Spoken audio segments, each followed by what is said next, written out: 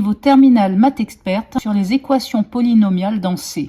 Ici, on nous donne un polynôme P de Z dans C. Premièrement, montrer que 8 est une racine de P. Ça, c'est très simple. Il suffit de calculer P de 8 en remplaçant Z par 8. Donc 8 au cube, moins 12 fois 8 au carré, plus 48 fois 8, moins 128. Et je te laisse vérifier à la calculatrice qu'on obtient bien 0. Donc 8 est une racine de P.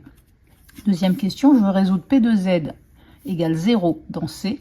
Alors je sais que comme 8 est une racine, P de Z est factorisable par Z moins 8 fois un autre polynôme Q de Z, cette fois-ci lui il sera de degré 2, puisque P de Z est de degré 3. Et pour trouver ce polynôme Q de Z, je vais faire une division de P de Z par Z moins 8. Donc j'y vais, j'écris P de Z ici, et je vais le diviser par Z moins 8. Alors ici, pour avoir Z au cube, je vais avoir ici Z au carré, et quand je multiplie ici, ça me fait Z au cube moins 8 Z au carré, et je vais soustraire donc ces deux lignes. Cela me donne, ici ça s'en va, moins 12 plus 8, ça me fait moins 4Z carré, plus le reste, 48Z moins 128. Maintenant, pour avoir moins 4Z carré, ici je vais avoir moins 4Z ici, et je vais multiplier, ça va me faire moins 4Z carré, moins fois moins, plus 32Z.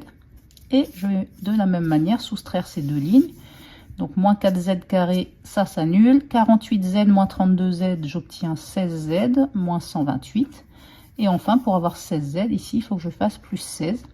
Et en multipliant, je vais me retrouver avec 16Z moins 16 fois 8 qui fait 128. Et là, on voit bien qu'en soustrayant ces deux lignes, on obtient bien un reste qui vaut 0.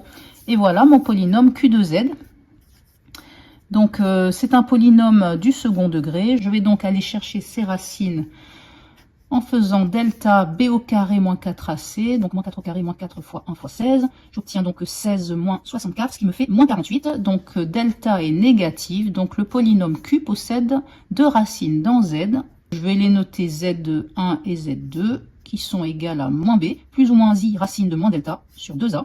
Alors, la racine de moins delta, ça fait racine de 48, c'est-à-dire la racine de 16 fois 3, et la racine de 16 vaut 4, donc je vais avoir 4 racines de 3.